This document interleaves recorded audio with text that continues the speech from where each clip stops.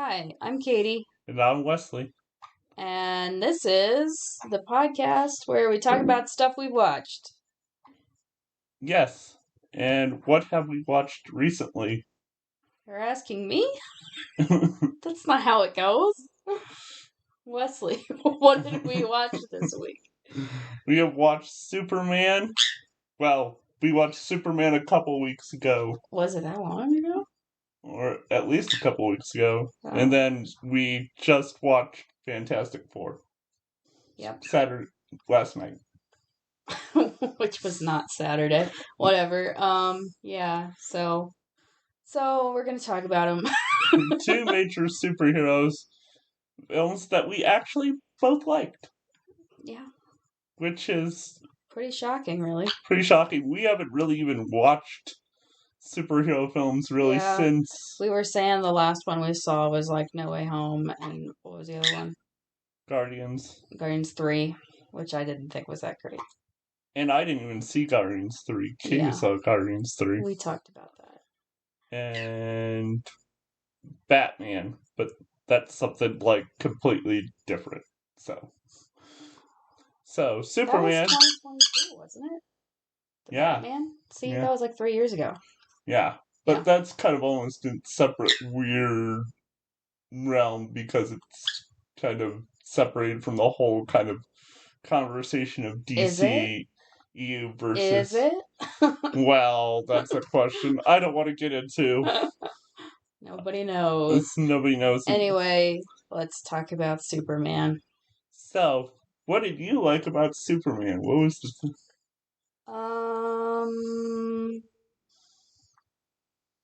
I liked it. Sorry, I don't have organized thoughts here. Well, it was very, I thought it was a lot like a Marvel movie, actually. Like, it felt a lot like the Guardians movies, because, I mean, it is the same director, and just the general tone and stuff was very Marvel-ish. Yep. And it was like, oh yeah, Marvel movies are fun, except this is a DC movie, so it's a little weird. Yeah. Yeah. I overall also really enjoyed this. It was a bit, I think, my biggest issue with the film is probably it's a little tonally over the place at times. I don't know what you mean by that. I didn't think it was. Well, like, sometimes I just thought, like, the jokes were a bit strange and odd at times. What jokes? It didn't have a lot of jokes. Yeah, I mean, just the jokey tone. I don't know. It was just tone. There was like it had a heightened comic booky tone. That's not the same as a jokey tone. Yeah, I guess it's definitely more heightened than, of course, the other film, Fantastic Four. I guess it was kind of like I kind of was just hoping that there was a bit more grounding, especially since it is Superman. Well, I think that's what a lot of people liked about it, is that it was a very comic book movie. And it brought in a bunch of the stuff from the comic books that is really dumb and goofy, because that's how comic books are.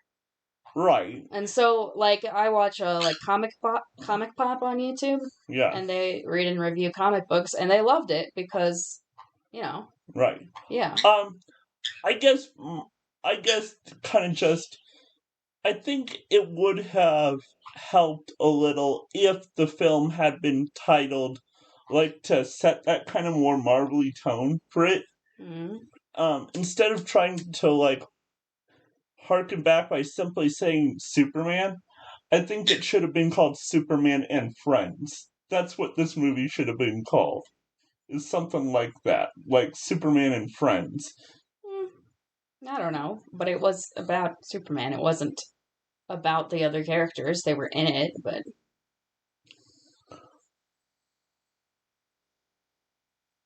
I don't know. But, I did like it. Crypto ended up being better.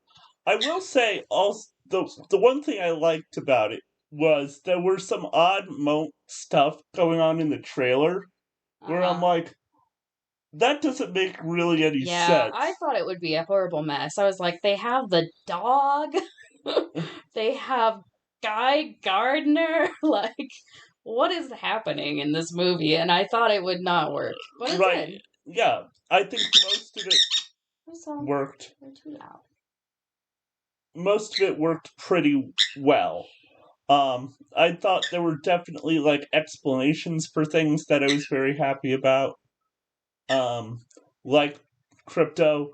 Like I didn't quite understand the whole like why crypto seemed kind of like in the trailers there were spots and other stuff where I'm like, why does this dog seem like the most like disobedient dog ever? Mhm. Like why does that happen? And like they explain that. Like they have this that even like the joke that at the end the reveal is that it's not even really Superman's dog. Yeah. It's Kara's dog. Yeah. Well, and you could tell that this movie was not just a Superman movie because it obviously was setting up the new DC universe. Right. And since that was a goal of the movie, I thought they did it in a pretty smart way, where instead of doing the Marvel Phase 1 thing, where you start with, honestly, bird, where you start with one character and do a whole movie, and then do another movie, and you have to build everything from the ground up, they kind of just started like, here's the world of Superman, and there are a bunch of other heroes and other weird stuff, and that's just how it is. Like, they didn't feel the need to do a bunch of setup and slowly introduce all of these wacky elements. They just kind of threw it all in there and was like, this is the world, and this kind of thing can happen in this world, and there's a bunch of different possibilities now, and you don't have to waste a bunch of time justifying every element of the world. Right.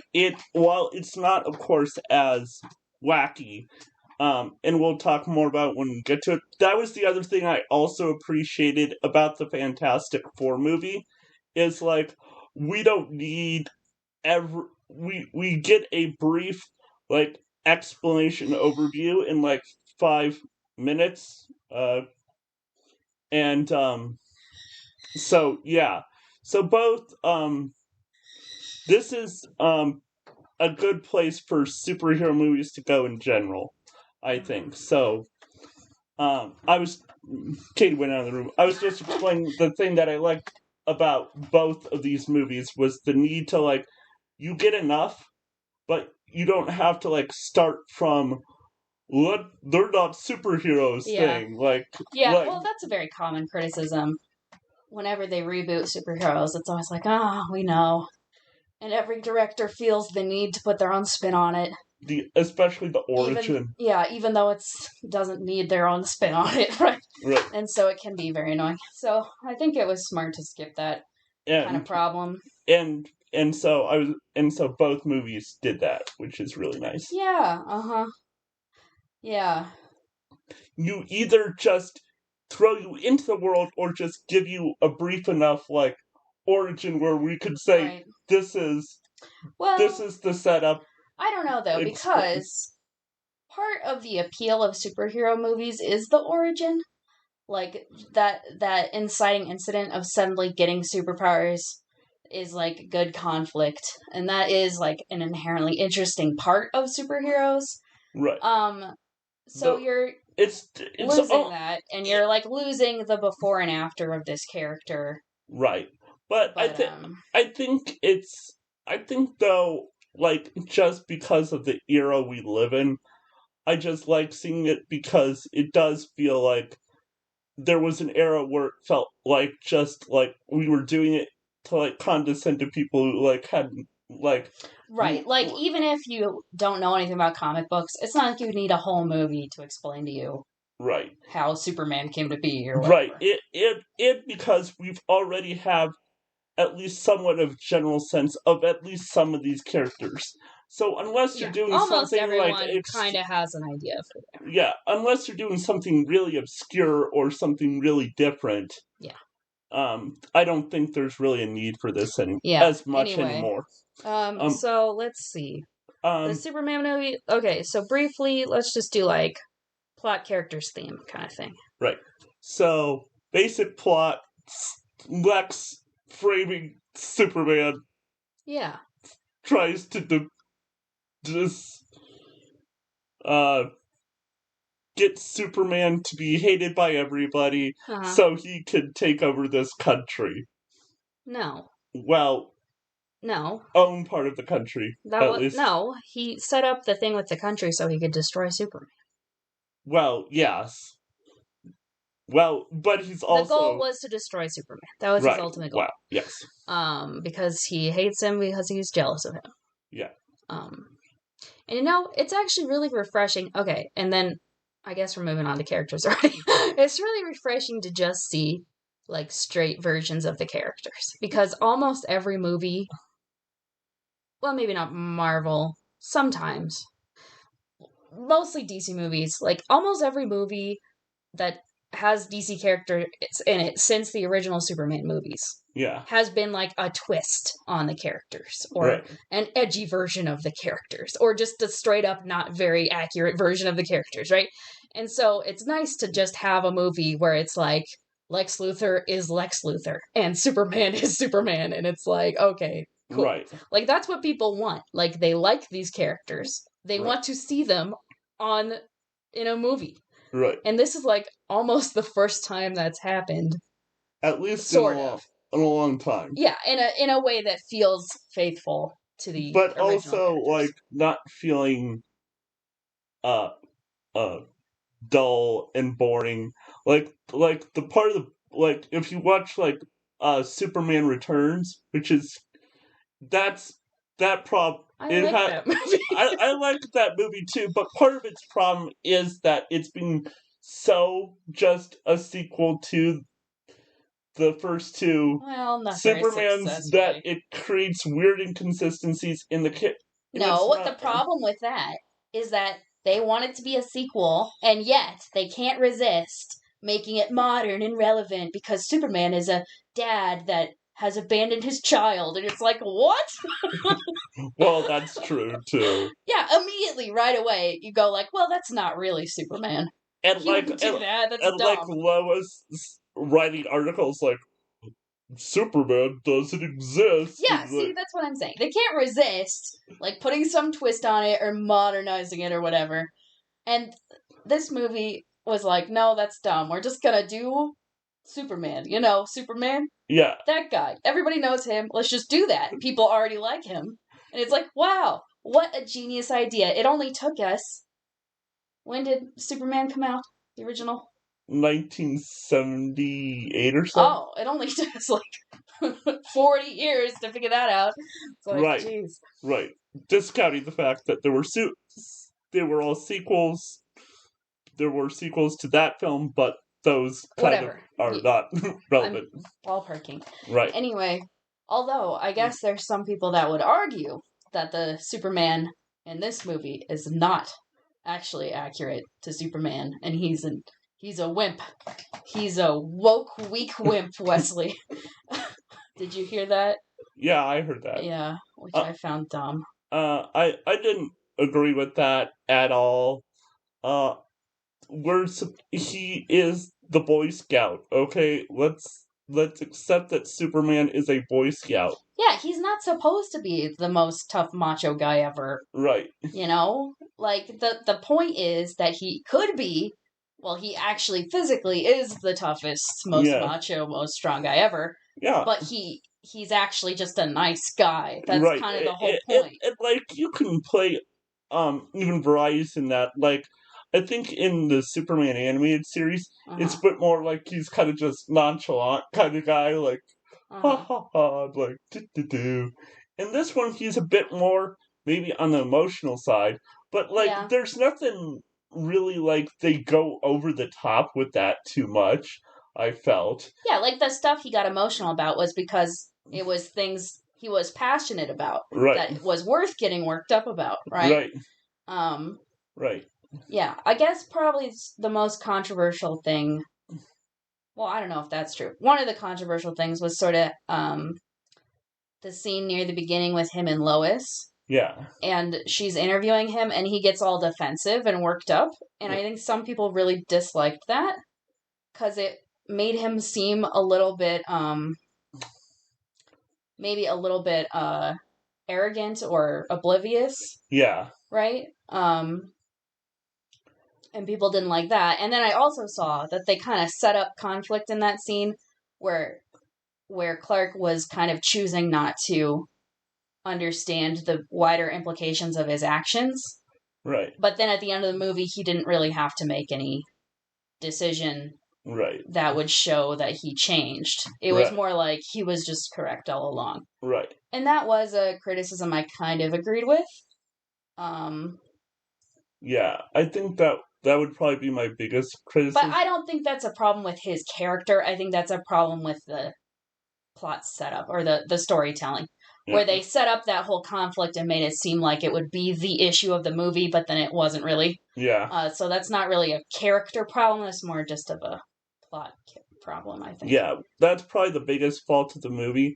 Well, I will also I will but I will say I liked Bridget, whatever her name is, something like that, as Lois Lane. She was fun. Bridget. I thought it started with a B at least. I have no idea. Anyway, she was fine. Oh, Rachel Brosnahan. Yeah. I mean, maybe I was thinking last name. I was probably thinking last name. Anyway, yeah. Yeah, she actually, I really, really liked her. Yeah, she was tough. She's a lot how I imagine Lois in my head. Right. And I was like, oh, cool. Yeah, she was. David Cornsweet, which is a hilarious name. I didn't really like him when they cast him. I just thought he didn't really come off as Superman. Like, he didn't seem, I don't know, I just thought he like Superman was physically a little short. Yeah. And his face was a little bit, it's not like he looks weird, but his face isn't like, very classically handsome. Like, he's handsome, but a little bit unique looking, right? Yeah. And for me, Superman is, like, supposed to be the picture of American, like, classic, handsome man, you know? But it's okay that he's not exactly perfect looking, because I think he sold the role really well. Yeah. Yeah. Yeah, I think he's very good in the role. And again, I like the humorous moments. Nicholas Hoult is definitely the best Lex Luthor since Gene Hackman. Yeah. By far. Yeah, yeah.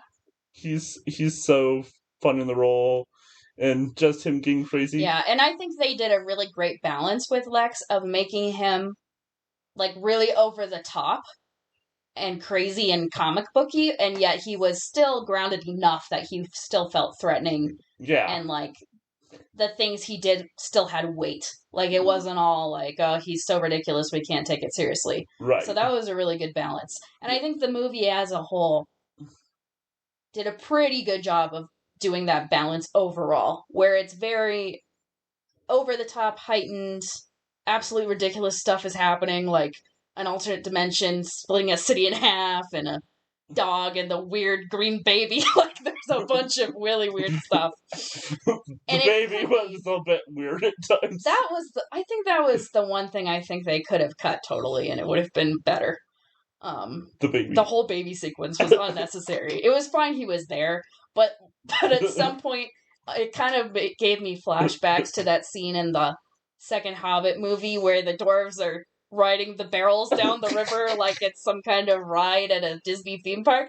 Yeah, it just goes like, this is too ridiculous to care. It goes on a little long. Yeah, it was a little too long, and it was a little too back and forth, especially because you know that they're gonna get out of that situation. Right. Because just where it is in the movie and everything, like, you know it's gonna get resolved. So it's kind of like, can you just resolve it already and not make me watch this CGI baby jump being bounced around for 5 straight minutes?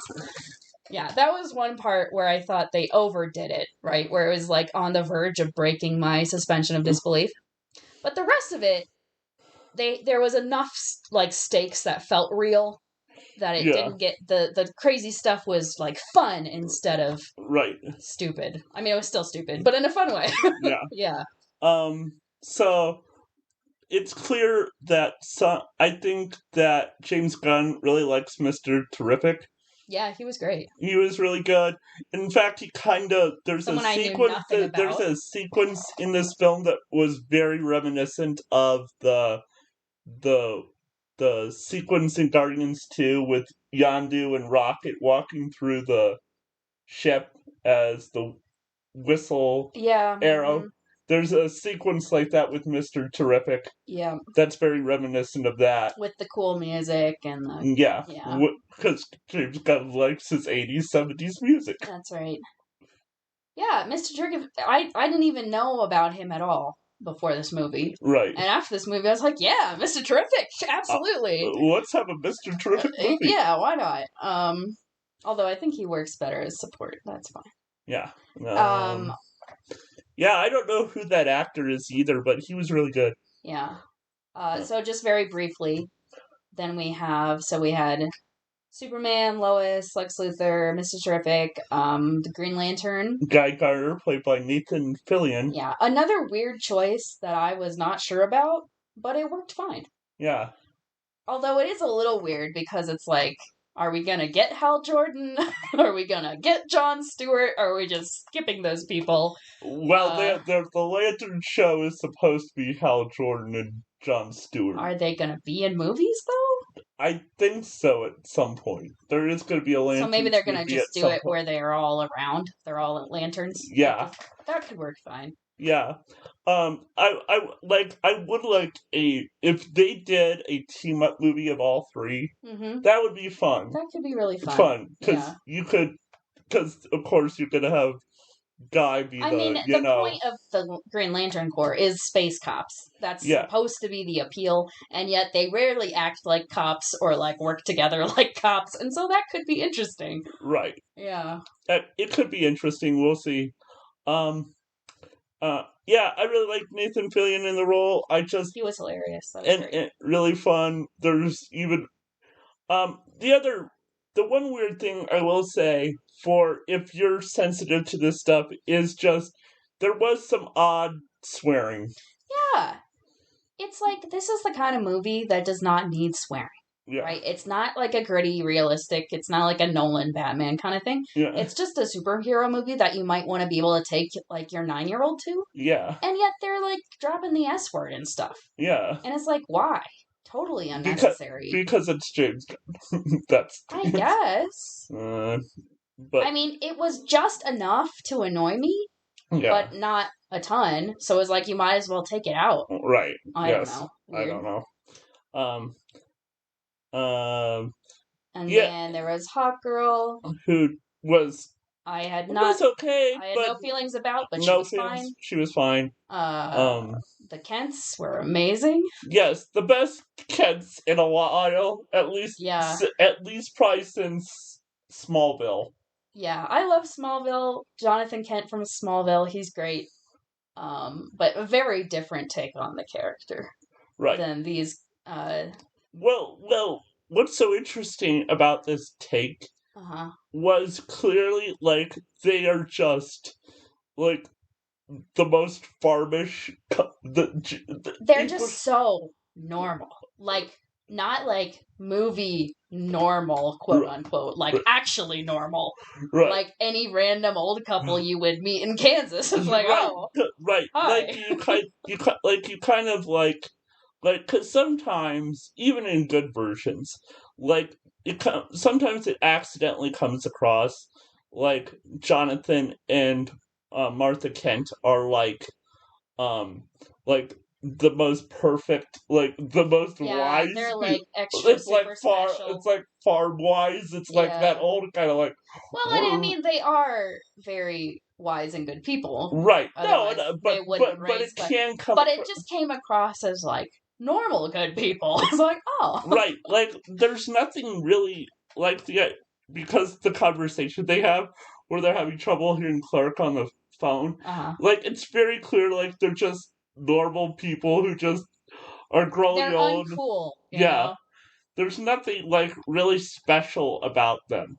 Except they're just his parents, you know? Right. Like, and everybody's parents are special, right? And so it kind of came across that way, you know? Yeah, and I like, just, like, it has a scene in it that it was so weird because, and this is also strange because I know apparently James Gunn did talk to what's his name, Zack Snyder a couple times, especially about the costume and the tights and stuff. Oh, really? And a couple times they did talk about a few things because he was kind of taking over from him. Yeah. So maybe he wanted some advice and whatever. But it was so weird because there's a scene that is like the scene from Man of Steel when Jonathan Kent has the conversation with. Why is that weird? Well, what I found weird about it was just like how much. If you watch that scene, yeah, the dialogue is actually not that much different in terms of like the overall.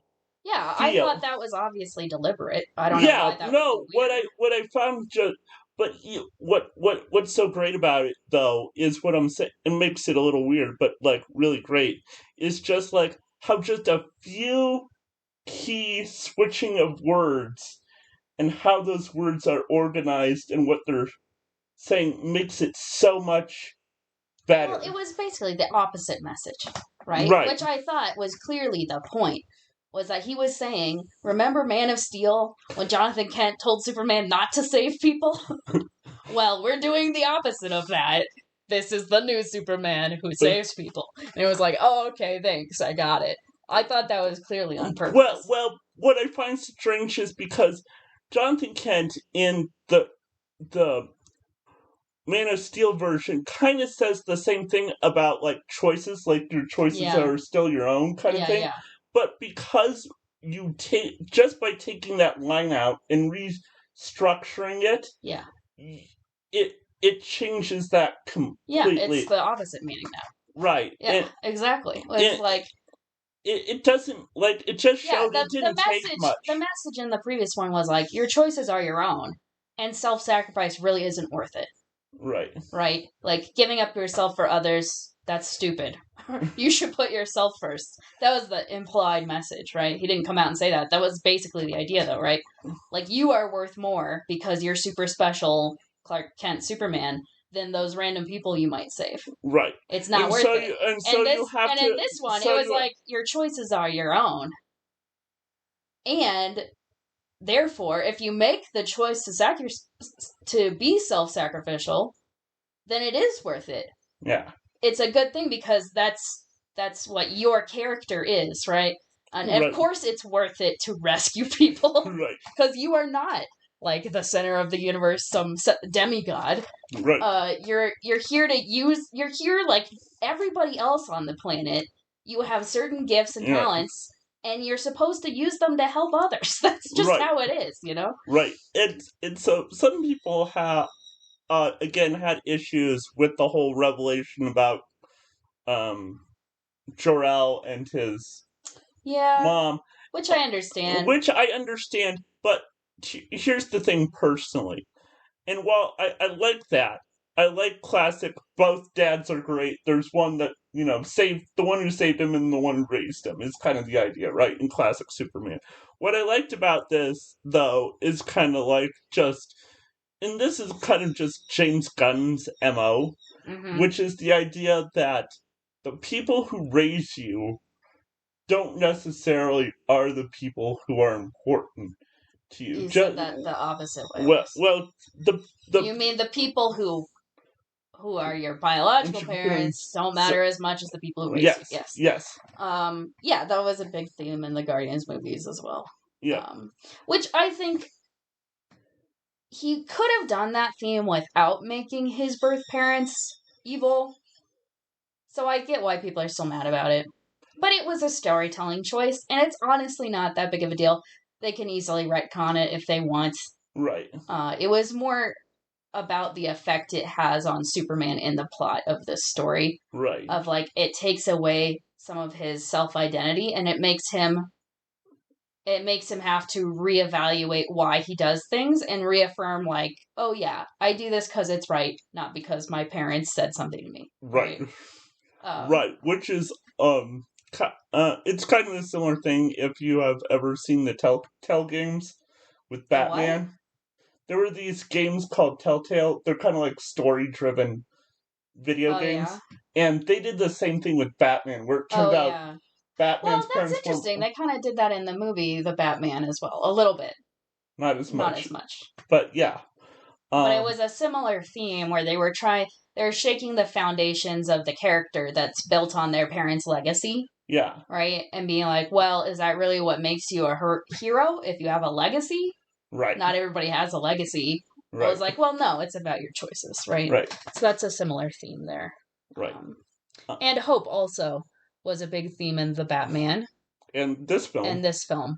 Right? So even though the two movies are extremely different tonally and stylistically, I think they still kind of work as one universe. And I think they could potentially make it work if they put Robert Pattinson together in this universe. I'm not sure. We'll see. I'm not sure. I think it could work. Yeah. So yeah, there was. Yeah. I liked the opening a lot. I liked how again.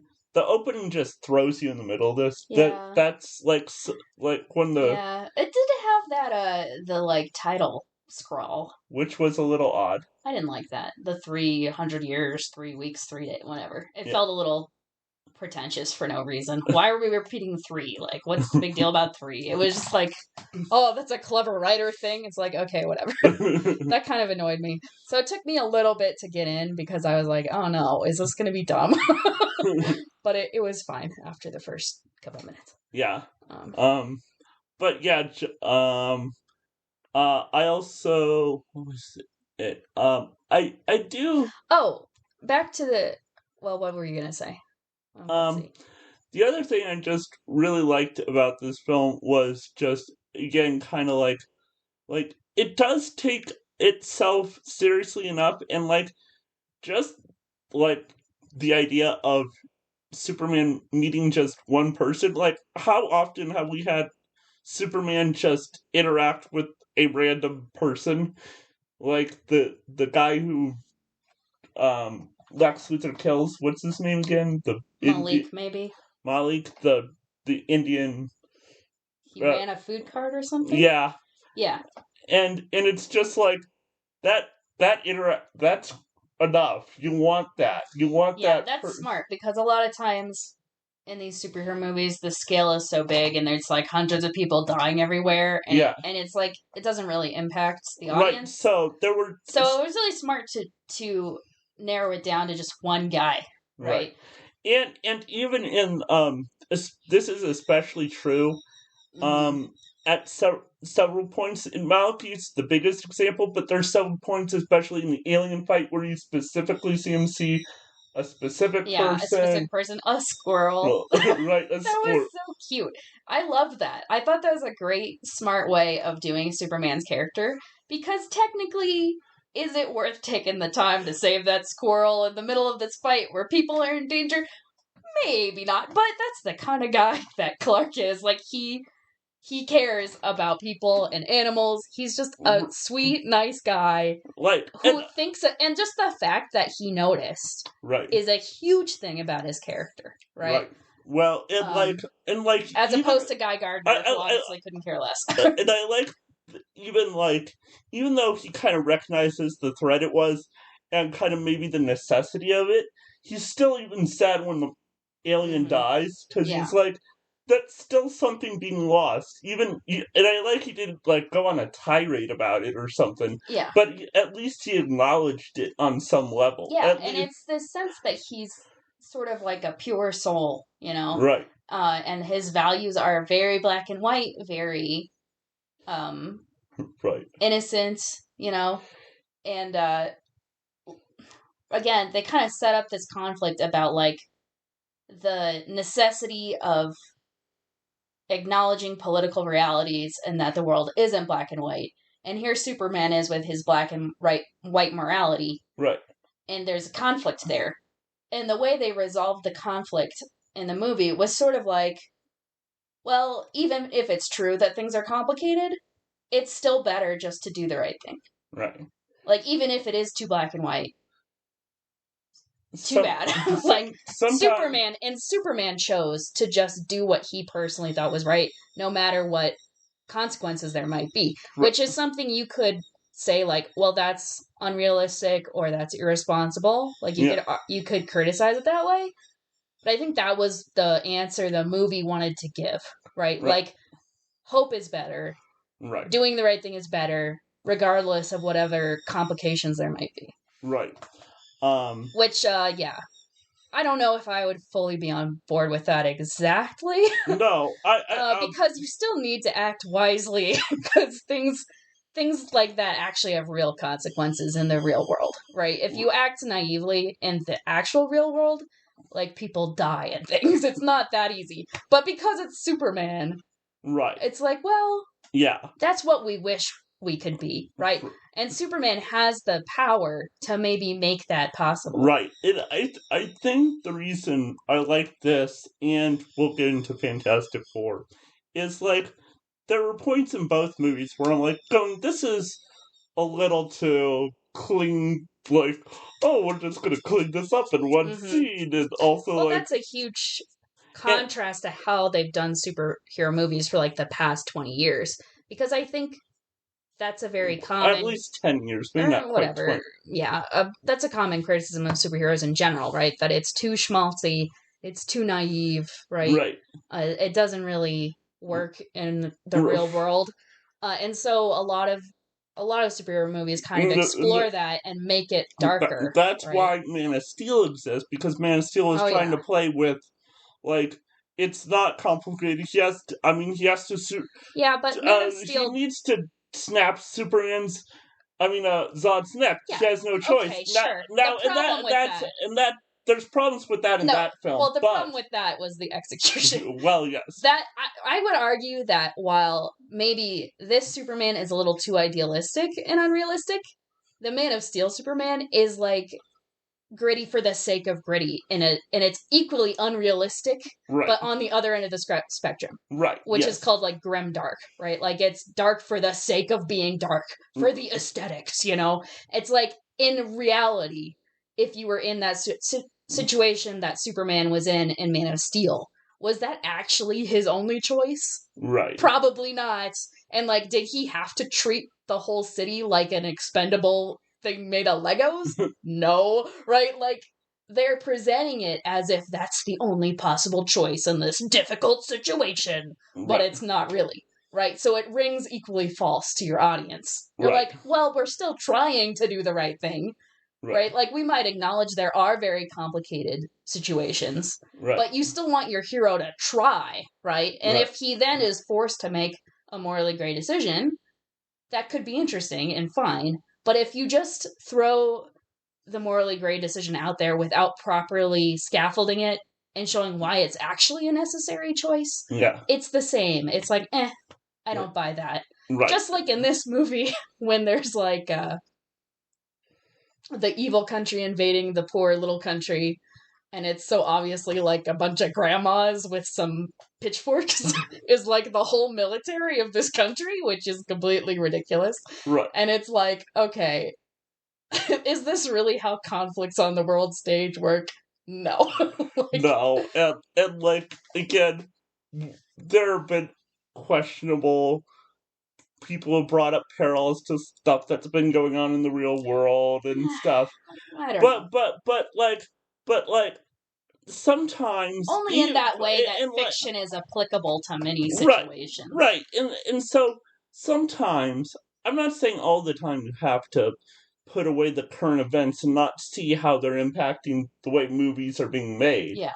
Sometimes it is important to just kind of put that aside and just ask the simple questions.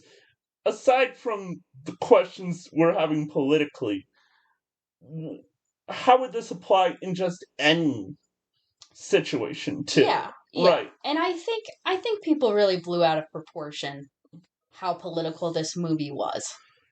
Like, if you didn't know about the controversy with whatever interviews before the movie and you just watched this movie, I think you wouldn't come away with the idea that it was trying to say something about modern politics necessarily. Only in a very broad, general way of like, let's be nice and not support genocide. And it's like, yeah, no kidding. Right. Yeah. Right. And again, it kind of goes back to the question again, with both these movies, I think the question is about complication. It's like, yeah, things are probably way more complicated than that. Mm-hmm. But do we always, in an era which so many of our movies have been doing that, do we always want that? Do we always have to deal with that? Yeah, and like I said, I think the movie chose to prioritize optimism and hope as a worldview, right?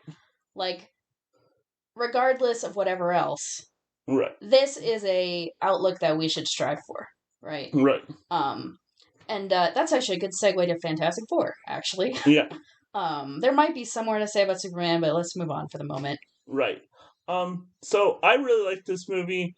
Definitely, of course, probably the best Marvel film since Infinity War. Yeah. And definitely, I would even put this over No Way Home. Yeah, me too. Especially considering, like, if you think about some of the implications later of that film and some of the weird stuff. Yeah, there was a bunch going on in that movie that had weird implications. But anyway. Putting that aside, this was, like, so first of all, just general. So plot is, Fantastic Four, they're heroes, everybody loves them, and they've been saving Earth for 4 years, and now, though, they face their greatest threat, which is Galactus, who's just going to consume the entire world.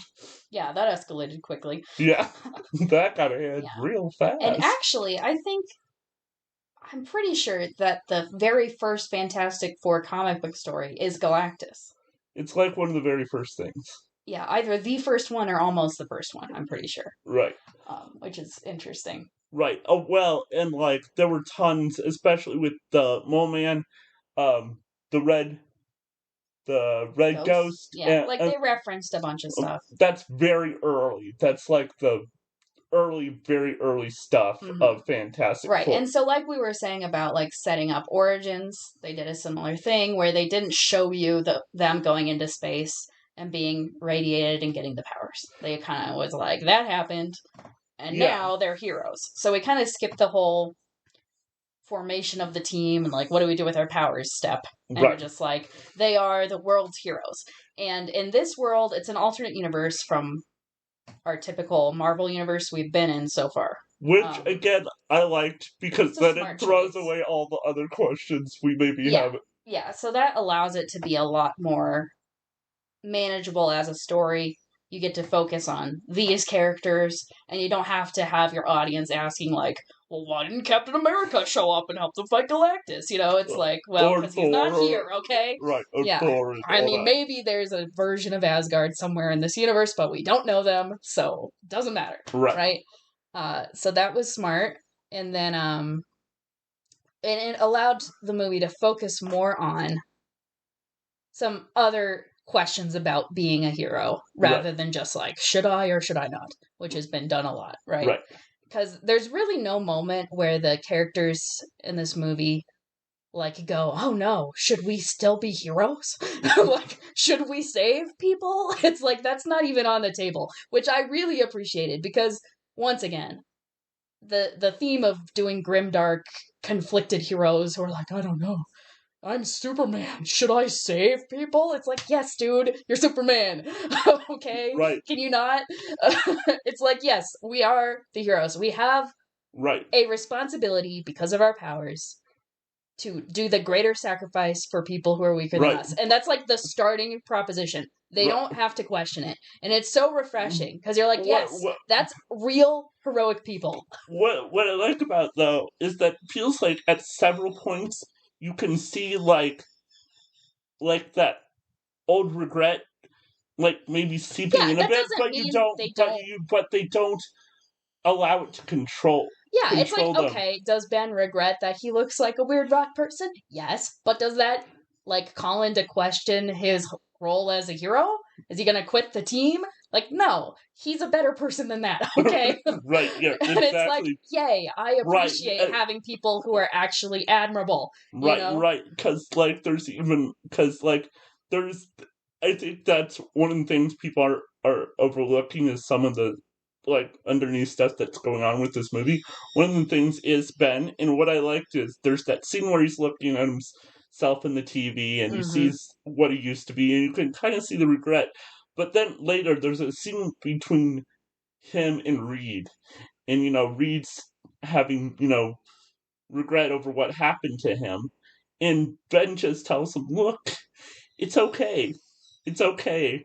I'm fine with it." Right? Well, I There's thought. no reason for you to continue beating Oh, yourself right. over the Yes. head over this. Yeah. Yeah, and it was like you could tell he wasn't like holding on to lingering bitterness against Reed. It's like, yeah, they're just good people Right. who love each other and want to save people. And then you can go from there. I feel like a lot of movies feel like there isn't anything interesting. There's no interesting stories to tell about people who are just good Or just beyond or like unconflicted. Or like beyond the origin, like that we have to at least have the origin of them becoming good or something, right? Yeah, but in this movie, it actually was a necessary part to set up the conflict, the heart of the conflict of the movie, which is like we have two competing duties, competing obligations, right, that seem to be in conflict. And the answer can't be, well, we just give up on one of them. Right. Because we are already starting with the premise that that's not how it works, right? Like, they are actual obligations that we are morally required to follow through on. And so the conflict is like, how do we persevere through this? How do we use what we have to responsibly do both, even though it seems like we can't, right? Like, we have to save the world, we have to save our baby. How do you do both? Right. Because they're in conflict. So it's like, that's a really interesting conflict, and it doesn't require any like conflicted angsting about our. Is it really good to save people? It's like, come on, right? We can skip all that, and it's actually more interesting to do a different kind of conflict like that. Right, and like it's kind of like, one of the things I really like is like, about this is like, so we have these 4 years where they've been heroes to these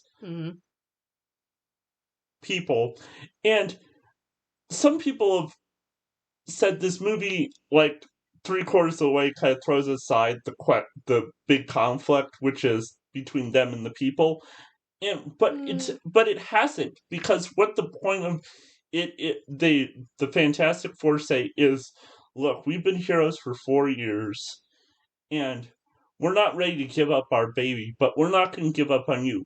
We haven't yet.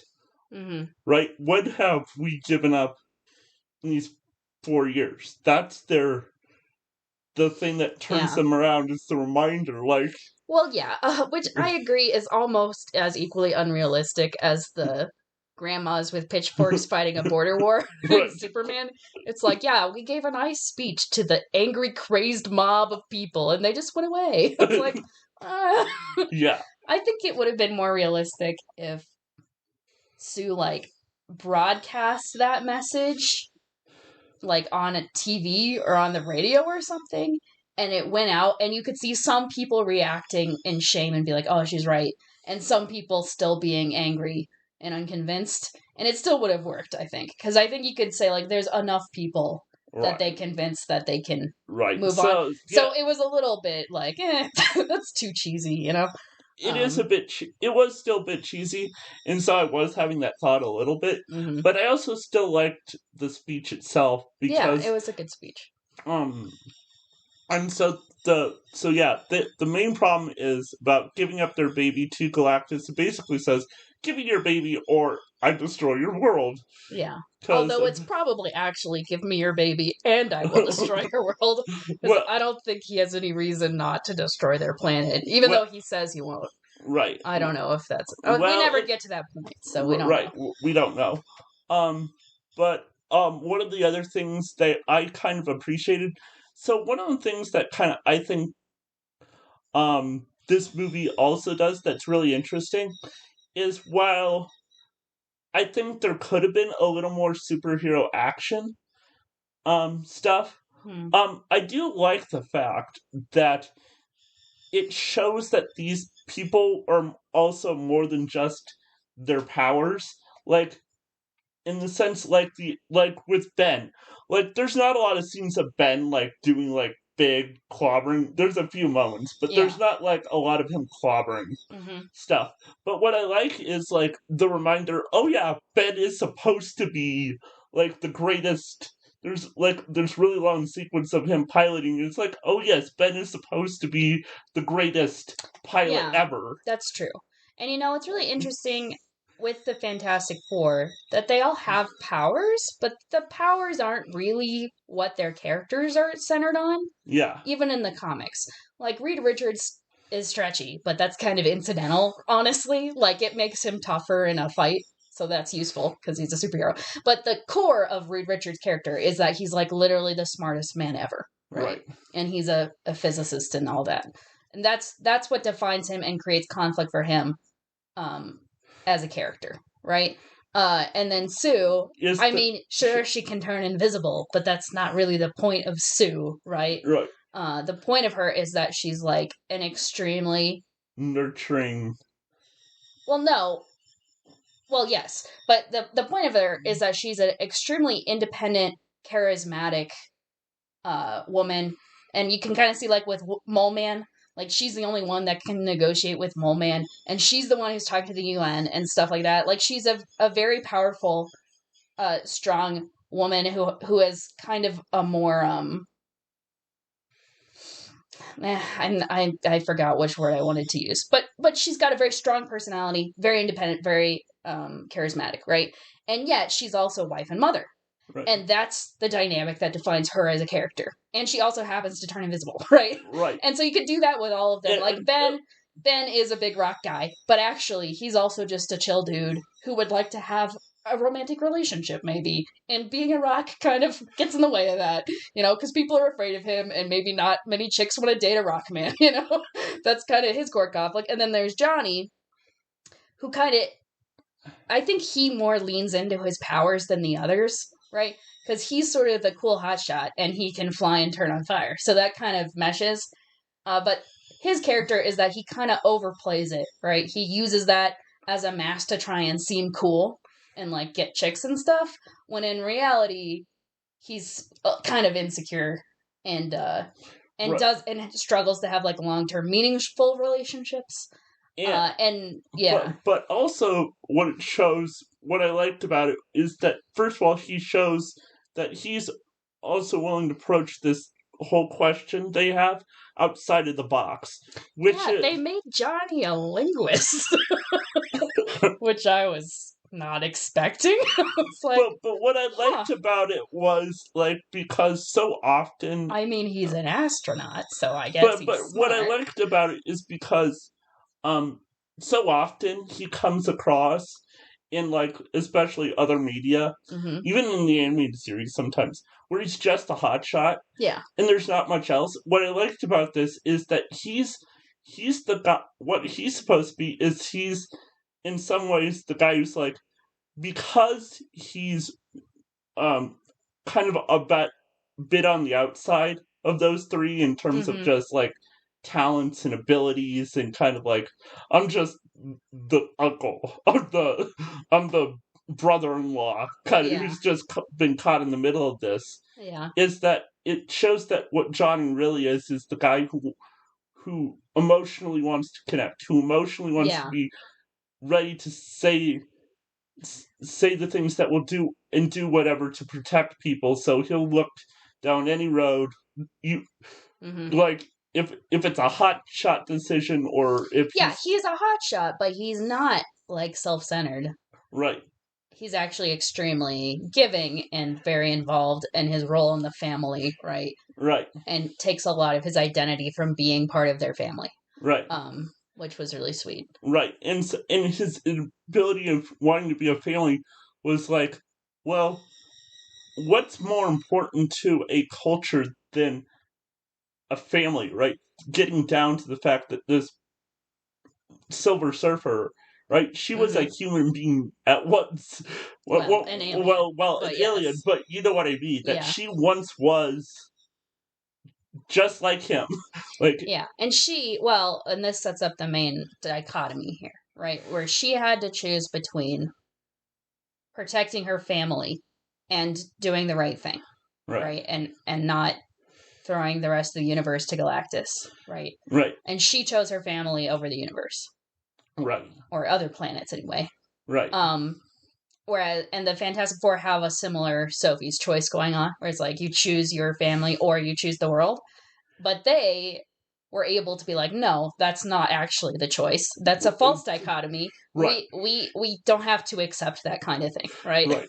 Yeah. Also, I will say, I haven't fully watched this movie, but based on a certain scene that's in that movie, I thought in The Last Jedi, I was thinking, oh, this is Rose Tico done correctly. What? It's not about saving the ones where she saves Johnny, and instead she goes into the black hole instead of just shooting Johnny to the side and letting Galactus destroy the planet anyway. Oh yeah. Is that what happened? Well, basically, like Rose Tico stops what's his name, Finn, from sacrificing himself, but instead it destroys. That's so dumb. Yeah, exactly. I was thinking like that for a second. I was like, oh, you're doing this. Yeah. All right. But anyway, so that was good. Anyway, so let's briefly touch on the controversy here, because I guess we have to, maybe, like the woke elements. Is it woke or non-woke, Wesley? I would say non-woke. Yeah. But Wesley, there's women in it. And they even made one of the characters who's usually a man, a woman. Yeah. How dare they? How dare they? It's evil. Now, I understand, like, with the Silver Surfer, there is, like, a big Silver Surfer, like, fandom in Marvel Comics. Yeah, if I was a fan of him, maybe I'd care. But right. And so, if that's personally you, I understand, and you would rather see the more comic accurate version of that character. Mm-hmm. I perfectly understand. But they did not switch the gender because they switched the gender for thematic reasons. Because Sue is the mother, and it's her choice ultimately whether to give up her baby or not. Right. And the Silver Surfer is the parallel to Sue, the foil to her in this movie. And she was a mother who chose to protect her child above everything else. Right. And so that's like the counterpart to her. So it actually matters that she's a woman. You know, it's relevant to the plot. And you could still say, well, I wish they still hadn't changed it, but at least they changed it for a reason, you know? Not because we want to look woke and we want people to like us, so we'll swap random characters to women, you know? Right. And one of the things I really appreciated, also, so let's break this down also. The thing I really liked was, and some people thought she was being down on Reed at times, but like everything about that relationship, it's like they're stressed and they're going through complicated stuff. This is not about which side wins. The question is, like, how does Reed think about this stuff? And like, and when there was a line that I heard that got overanalyzed when he says, "I'm thinking of all the terrible things, so they don't have to happen," and she kind of says, "Well, I wish you didn't, because it hurts me." Mm-hmm. And it's like, well, like, even if you agree with Reed more in that point, right? That agree with Reed more in that point. Oh, did you stop?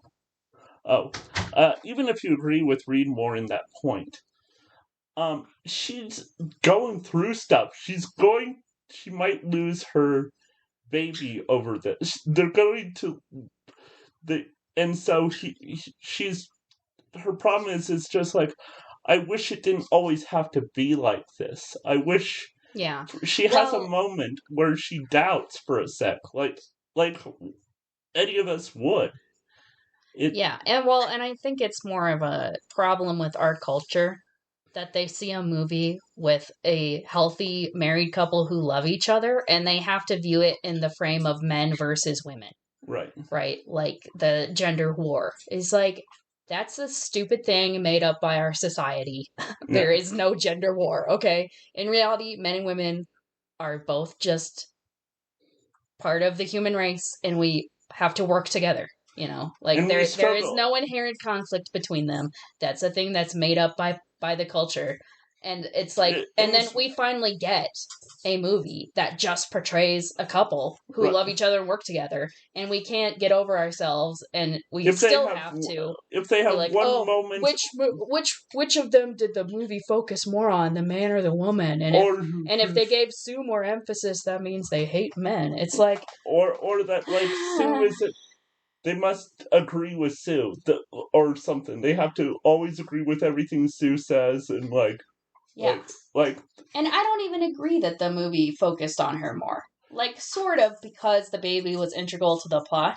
But Reed also was there as the father, and he had almost as much focus with his dilemma over the same thing, you know, and he was the one who did a lot of the moving and shaking, and he's the leader. It's not like it was sidelining him. So I think it's just that people's brains get warped because they're into politics too much. Right. And I understand, because a lot of what Marvel has done lately has been really woke and toxic. So I understand people are kind of hypersensitive and looking for that. But you still just have to view the movie as the movie. Yeah, and sometimes, like, we need to ask the question beyond, is it woke? Is it good? Sometimes those are, like, even movies made by very liberal people who are even making a somewhat liberal viewpoint can be good if they're actually thinking and not just preaching at us. Yeah, and we don't know what who directed this? Someone I don't know. Yeah. Whatever. The people in Marvel, we don't know what was in their heads and what their motives were. Like, maybe they did gender swap Silver Surfer because they're woke liberals. Because I don't know what's in their minds. But the point is, given the movie as we have it, it works within the movie. It's justified within the movie, right? The question to ask sometimes, and this was something I learned from a guy I listened to long ago about literature, which is sometimes you need to put aside all the surface stuff and ask the question, like, how does the work stand on its own apart from all the weird stuff that may be surrounding it, or the person's point of view? Well, are you talking about Corey Olsen? Yeah. Yeah, he calls this crit fic.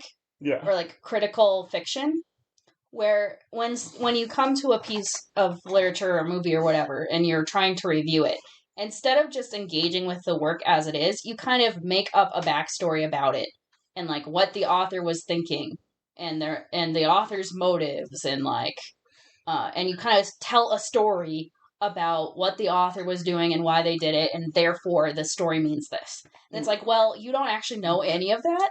Right. And even if you did know it, it's not actually relevant to the story itself and how we interact with the story. He has even said, because sometimes authors are bad at even reading their own work at times. Yeah, sometimes authors don't know why their story's good and why people care about it and what it actually says.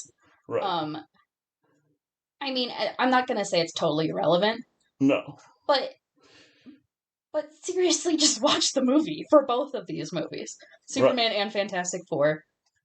Just watch them and like don't come to it with some lens, and they're fine. And if the movie is truly like that way, that crazed way of thinking, where it's indistinguishable, usually it'll come out. Usually in the end, if it's that crazed and that sort of out there, it won't be hard to find. But it's like, did Marvel make Fantastic Four this way because the people making it had a huge change of heart, and the executives at Marvel were like, oh, actually, you're right.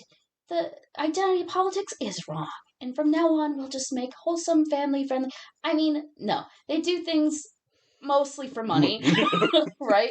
It's like, who knows what the motivations behind all the executive decisions were. Maybe it was just like, let's throw all those deplorable Republicans a bone so we can get their money. Like, could be. Does it actually matter for the movie and how good it is? No. No.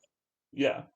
Does it matter to you and whether you want to give your money to Marvel? Maybe. Maybe. And that's a personal choice. Yeah. But if you decide to go into the movie, you have to divorce it from all that other stuff. Yeah. If you decide to give the movie a chance, you need to set aside whatever. Yeah, and even because if you don't, you come off like an idiot. Well, there was a lot of criticisms I saw of Superman that just made me want to like smash my hand to my face and sigh heavily, because it's like, guys, I understand. I get hating the woke stuff, and it is fun to bash that when it's in movies, but when you're finding it where it's not, it just makes you an idiot. You're like, oh, Superman's a weak jerk because he cried because a man he knew was shot in front of his face. Wimp. It's like, what? Like, no. We want Superman to care about people, and it's okay to cry when someone's shot in front of you. Like, that is an appropriate reaction, no matter who you are, right? Like, even if you're a really strong, manly man, it's actually good to care about people and express it with your emotions. Like, maybe not in like an immediate emergency situation, right? Like, if Superman was fighting Lex out in the public and it was an immediate emergency where he had to move on and keep fighting and he didn't have time to stop and cry, but he's like huddled somewhere sobbing. Yeah, I understand that. But in the context of the movie, he's trapped in a cell, like being tortured with kryptonite, and he literally can't do anything to save this man who's just died in front of him, and you don't want him to cry? You don't want him to beg for this man's life? Yeah, like, what kind of values do we actually care about? Right. Like, at that point, you're just so anti-woke that it's become a problem in of itself. It's like just as bad as woke is, where it warps people's minds. Yeah. And makes us value things that are actually bad. If you go to the complete opposite extreme and you're just like, all I care about is being as anti-woke as possible, you can get just as warped. Because the point is not to be anti-woke. The point is to be for good things. Right? It's to be for actually good values. Right. Like family and compassion and courage and doing the right thing, right? It's like, okay, so what we should care about is, does Superman show someone making right choices even when it's hard and like caring about the people around him? Yes. Therefore, we should celebrate that. It's a good thing. Like, come on. Just because he didn't match your narrow definition of Superman, right? Like, that's bad? Yeah. Exactly. It's really, it's bad. It really is. And like, one of the interesting, and with like Sue, like, yeah, she gets a big heroic moment at the end, but like, she doesn't finish it without Ben, and like Johnny at the end of that movie is ready to like go full force and like sacrifice himself. It's not like Sue is a Mary Sue, ha ha ha. And like, she's way better than all the other characters. She's not. They all have moments of great self-sacrifice and courage. Yeah. And it's like, but like I said, we get so warped where it's like, because a woman did it, it must be woke. And it's like, well, now you're just a misogynist. Like, I'm sorry, but and she's a superhero. We're not talking about like reality of she's not some random mom. She's a superhero. That's kind of relevant. And it's like, at some point you become so against your enemies that you just become a caricature of yourself. Yeah. And it's like, yeah, are you actually a misogynist? Because, like, you have a knee-jerk reaction against a woman doing something in a movie? Like, Yeah. what the heck is wrong with you? Right. Yeah. And, like, the other one I saw was someone said there's a line where Reed says, that got over criticized too, where Reed is talking to his child, and he says, like, I'm a pretty bad person. I'm not really that great of a person. Yeah. And it's like, that's somehow hating on men. And it's like, no, every person who's been a thoughtful dad has probably had that Yeah. at some point. Yeah. All parents want their children to be better than themselves. Yeah. And also that's a key part of Reed's character, that he sees himself as being morally quite, like, he recognizes that he maybe doesn't have the same moral instincts that a lot of people have, and he struggles with that because he's like, does this make me a bad person? Like, that's an already established part of his character, and it shows up elsewhere in the movie, right?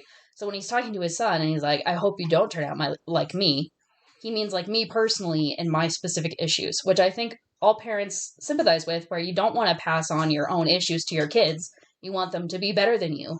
And yet there's that fear of, like, well, they have my genes. I'm raising them. They're exposed to my issues. What if I damage them, right? Like, I think everyone has that fear. Right. And also, like, he's also speaking from a place of fear because Galactus has told them, Mm-hmm. oh, your baby's like Exactly. space god. Right. So if you are watching, like we said, if you're watching this as a movie and you're analyzing it with just a normal critical lens of a piece of art, and you're looking at the context of the work and all the other surrounding scenes, and like, how does this work within this movie, then you won't have a problem with it. But if you're pulling it out of the movie as a thing to criticize because you can frame it as being woke out of context, then you're not doing good criticism. Right. Right. Right. Right. And like, you can, and like, but yeah, there was just like this really great sense of, like, again, the unrealistic kind of nature of this film, right, is that, no, everybody pulls together in the end, sort of thing. Yeah. But it's kind of like, again, kind of that, once again, kind of like, sometimes, again, we don't need realism. We need hope. We just need the ability to say, Yeah. Well, maybe things will be better. Sure. Although, I don't know, because I don't find superheroes as a genre especially appealing. I get it, and I agree with you that that is part of what's appealing about them, is that sort of idealistic, like, dare to hope, dare to dream kind of thing. Yeah. But personally, I don't find it actually that compelling, because I think it is kind of naive. Well, And yes. it doesn't actually, it's not actually an answer for Right. the actual struggles of the world. Right. And I think superheroes as a genre can be kind of shallow like that. Right. And it's sort of fake hope. Right. Right. It's like, yes, I agree, that would be nice. And we should try to be hopeful and optimistic, but at the same time, like, people live in the real world and they need real hope, not like made up fantasy hope. And so if you just treat it as escapism and as like a nice thought, that's fine. But I think a lot of people kind of elevate superheroes to be like, oh, they're so inspiring and we should have them as our role models. And it's like, well, maybe, but there's better role models, and there's much deeper, more important questions of like worldview and how to actually act in the world that you're not going to get from superhero movies. And that's fine, right? Not everything has to be super deep. And I think it's fine to just enjoy superhero movies and they just have a simple, optimistic message. That's totally cool. But at the same time, I just want to throw it out there that I understand it is kind of shallow, Yeah. ultimately. But I think the reason why I liked having both these films is just because, again, kind of that thing of the last 10 years of most movies feeling so cynical. Yeah, I'd much rather have, like, a naively optimistic movie than, like, a purposelessly depressing movie. Like, what's the point of that, you know? Yeah. Yeah. And that's kind of been movies the last 10 years. Yeah, especially superhero movies. Yeah, and it's like... There's other genres for that. Yeah. Why don't you do that with somebody that's not Superman? Right. There's even other superheroes you can use for that, and have been used for that. Right, like Daredevil. Or Punisher, and what's his name? Blade, and people like that. You know, right. like, yeah. Yeah. Again, I loved the set design and world building of Fantastic Four. It's such a wonderful aesthetic. And like what I really liked about it was kind of like even like I like how even in, again, like it being set in the 50s, there were just like the way things were, even though designed where it felt 50s, but like just slightly altered at times, even like some of the normal stuff, like the way TVs are. Like even TVs felt a little bit not. They felt like it's as if it was the 60s, but they had technology that was like 50 years in advance. But they still had like the culture of the 60s, like the dress and the morals and all that, which is super fun. It's like a sort of throwback Jetsons kind of feel, right? Right. Yeah. I love that was another advantage of doing the alternate universe thing, is that I've heard a lot of criticism of the Marvel movies that visually they're very dull and stale and kind of corporate looking. Yeah. And so it was nice that they like kind of had more elevated visuals for this movie. Yeah. And there was some really cool shots. The ship is probably like one of the coolest designed vehicles since the Milano, Milano in Guardians, since the Guardians ship. Yeah, James Gunn must like ships. No, I'm talking about the ship in Fantastic Four. Sorry, I keep mixing them up. A different person. Anyway, I love that ship. Such great design. Yeah. And I actually found my favorite sequence is actually not when they defeat Galactus, but when they're running away from her in the from Surfer in the space I was like really, I actually felt with that the black hole and all of that. That was pretty cool. That was a well done extended action sequence, because like all the way from where they leave Earth to when they return to Earth, there's it like was one kind of long action scene, but they broke it up into different climaxes, and so you didn't get super fatigued. Right. It was sort of like a building climax where the tension sustained, but then it would sort of release a little bit, and then the tension would go even higher, so that at the end of the sequence, it's like super tense, and there's so much going on. Right. That was really well done. Like the part where Johnny shoots at Silver Surfer and he finally gets her. Yeah. And you think,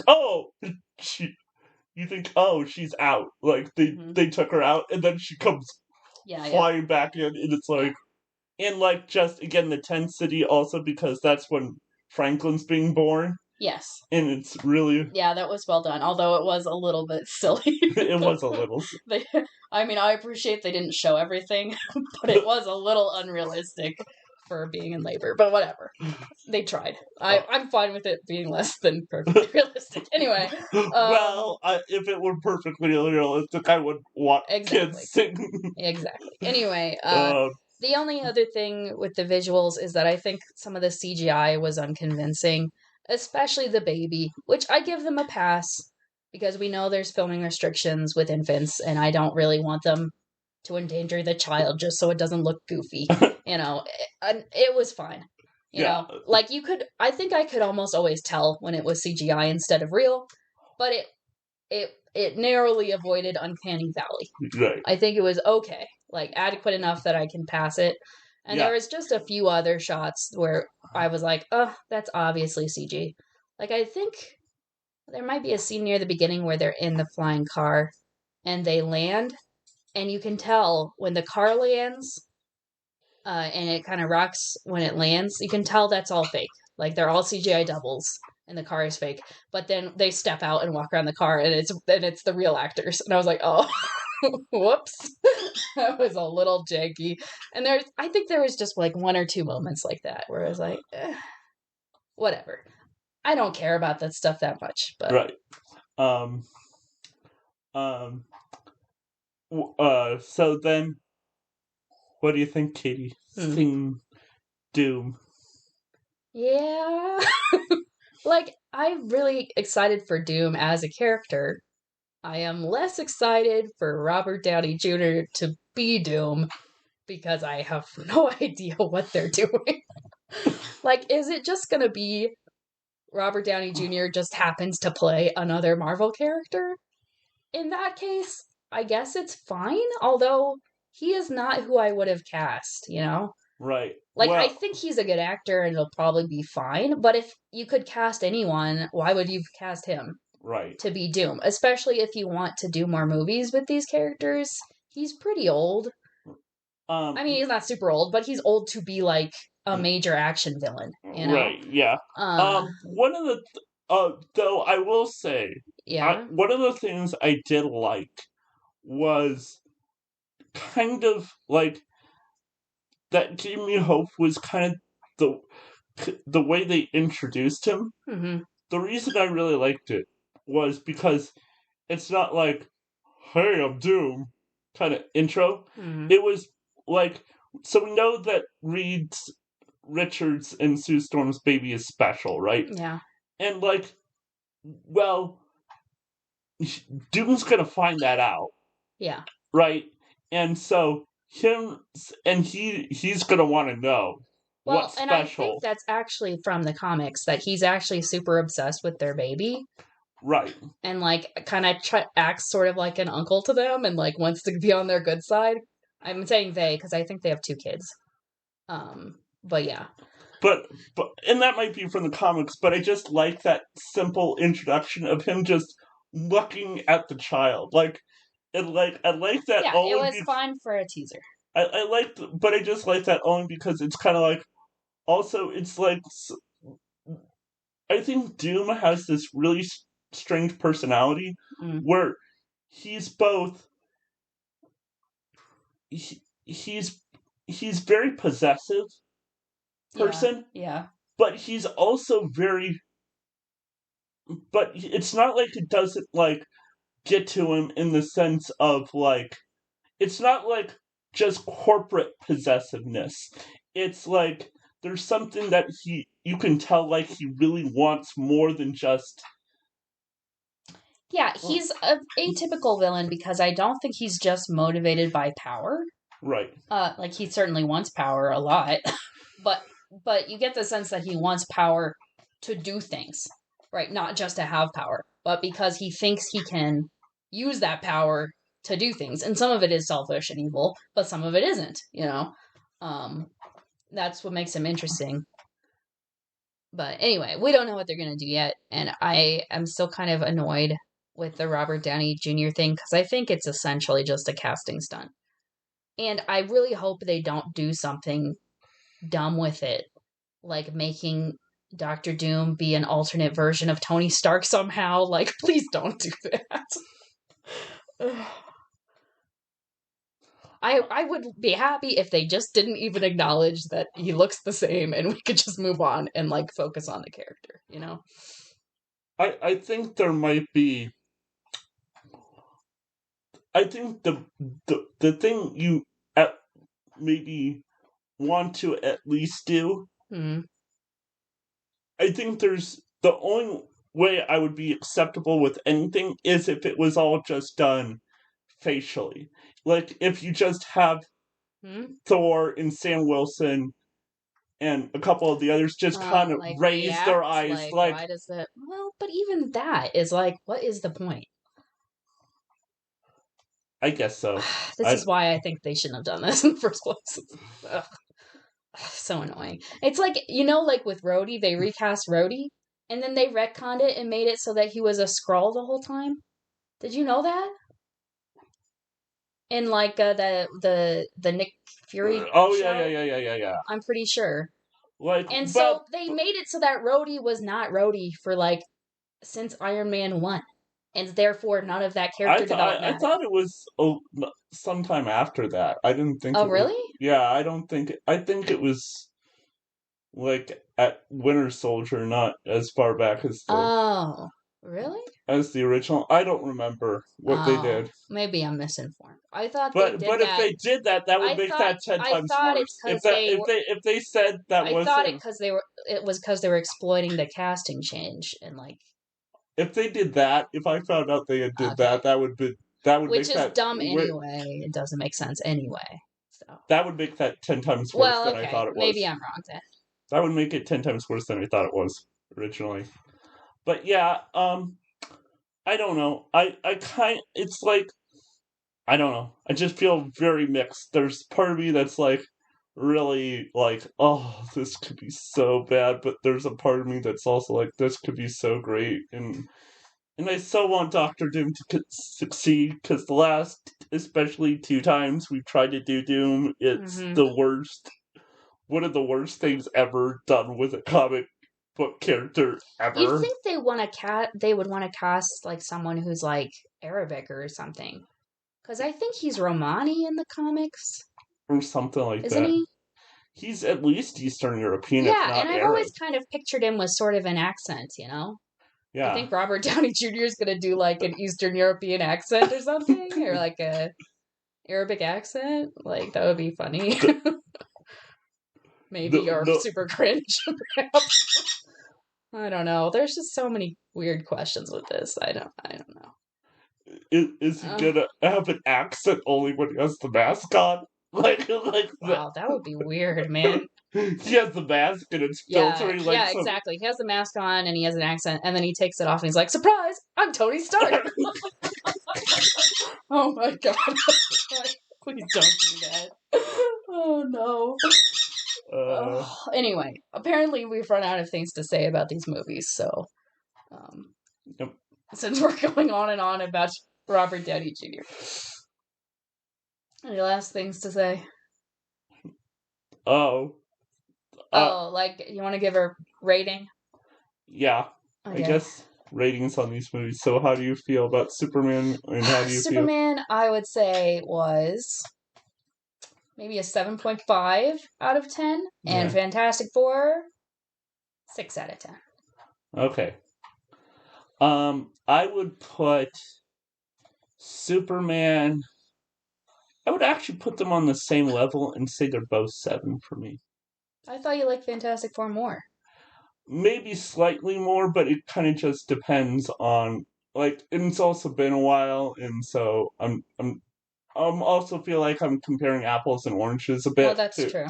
So I think if I were to actually overall, like, they're about the same, even though I personally have a more of a feel for the Fantastic Four movie. Yeah. Also, I will say one other thing. Speaking of Doom, I do want to say I am looking forward to Kara. Yeah, I think that'll be fun. Yeah, it was kind of funny. Maybe there's still time to mess this up with these extended universes. Part of the problem is that, like, part of the upside is that they're all connected, and part of the downside is they're all connected. And so if one of your movies is horrible, it kind of drags down the whole universe, unfortunately. So we'll see if they can sustain both of them. We'll see if Marvel and DC can sustain their newly established, popular, well-done movies. Can they keep going? Or will they self-sabotage themselves into oblivion again? We'll see. I guess we'll talk about that when it happens. Anyway, so we've now talked about the thing we watched. Yep. Yeah. We'll see you later.